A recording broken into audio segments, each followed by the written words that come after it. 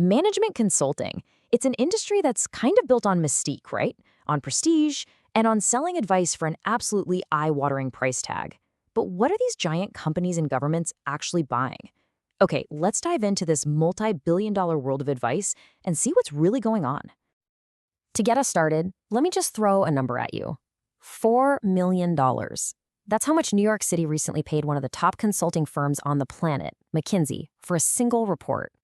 Now, you'd have to assume it was for something incredibly complex, right? Well, not quite. That $4 million price tag was for advice on how to put rubbish in a bin. Yeah. And that right there, that perfectly sets up the central question we're going to tackle. Is this kind of advice really worth the price? To answer that, we really need to rewind the clock a bit. I mean, where did this whole industry even come from? And how in the world did it get so prestigious in the first place? Consulting started out with actual experts. We're talking engineers hired for specific technical problems back in the 1870s. But the game totally changed in 1911 with this idea of scientific management, which basically created the industry of management advice. Firms like McKinsey, founded in 1925, jumped on this, focusing on things like cost cutting. But the real golden age, that was the 1990s. A wave of deregulation led to this absolute frenzy of mergers, creating these messy, bloated companies. And who got hired to come in and clean it all up? Yep, you guessed it, the consultants.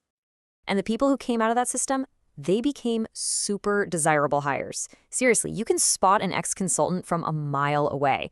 They are just relentlessly structured and organized. They have this systematic, almost templated way of solving any problem you throw at them. They're amazing at stakeholder management, which is just a fancy corporate way of saying they know how to get everyone to agree with their idea before the big meeting even happens. Plus, they're trained to work in these crazy high-stress environments, making them these adaptable jacks of all trades. So what do these highly organized, super adaptable people actually do? Okay, let's peek behind the curtain and take a look at the consultant's playbook. So consulting is broken down into a few main buckets. You've got operations, which is all about efficiency, tech, which is pretty self-explanatory, human capital, think of it as HR on steroids, and M&A, helping with all those mergers. But for our purposes, we're going to focus on the most famous, the most prestigious one, strategy. So a classic strategy project is what they call a market entry case. Imagine a giant global beverage company wants to start selling its drinks in Southeast Asia. They have the product, sure, but they know nothing about the market, the competition, the culture. So who do they call? They call in a team of consultants to basically draw them a map. Now, what's really fascinating here is how this reveals the consulting formula. It's this super methodical, almost scientific process. First, they analyze the market. How big is it? Then, they check out the competition. Who's already there and where are they weak? Next, they game out the best way to get in. Do you buy a local company, partner up, or just start from scratch? They build all these financial models to project the return on investment. And the final grand deliverable for all this brainpower? A massive 200-page PowerPoint deck. That is the holy grail of the consulting world. That whole process, it sounds pretty impressive. But here's where the story takes a turn. Is the advice in that 200-page deck always worth the millions they charge? And more importantly, who gets held accountable when it's not? So after huge corporate scandals like Enron led to more regulations, that merger boom that fueled the 90s gold rush, it kind of dried up. So consultants pulled off a brilliant pivot. They started selling their services to a new client with even deeper pockets, the government. And in just a few years, U.S. federal spending on their advice tripled. This created a really fundamental problem. See, in the private sector, if a consultant's advice leads to a total disaster, the company can fire them, ruin their reputation.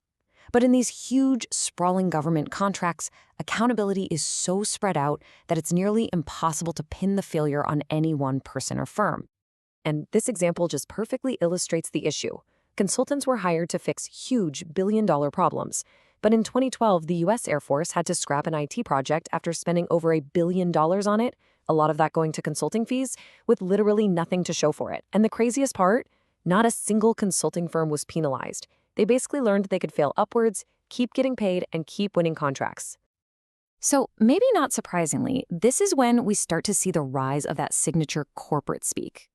Phrases like the one you see here. They sound super impressive, but they're intentionally vague. This kind of jargon does two things brilliantly. One, it creates this aura of expertise, making the client feel like they're getting super sophisticated advice. And two, it makes that advice almost impossible to argue with. I mean, how do you argue with a sustainable related opportunity? The advice itself became less important than the performance of giving it. And that's when the role of consultants really shifted.